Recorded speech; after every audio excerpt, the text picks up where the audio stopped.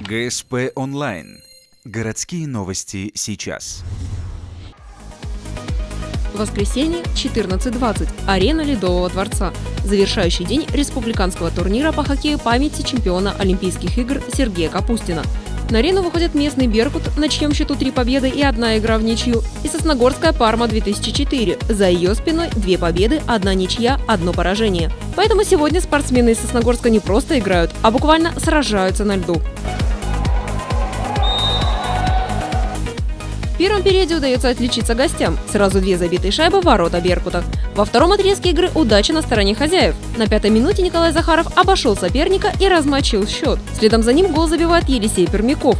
«Парме» удается ответить. Никита Сухарев и Денис Пфайфле забрасывают по 1 шайбе. Никита Митрофанов из «Беркута» и еще раз огорчает соперника.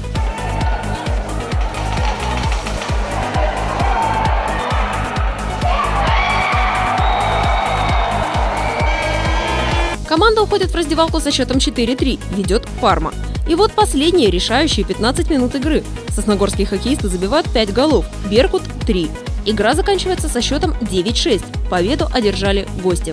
Самая сложная игра была с «Пармой 2004», потому что с ними как-нибудь, не знаю, как вам объяснить, хорошо играть, так интересно было. Республиканский турнир заканчивается торжественным награждением. На 3-м месте регионального первенства Ухтинский «Беркут».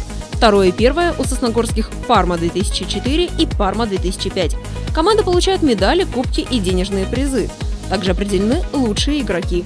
Среди вратарей отметили ухтинца Кирилла Рачева.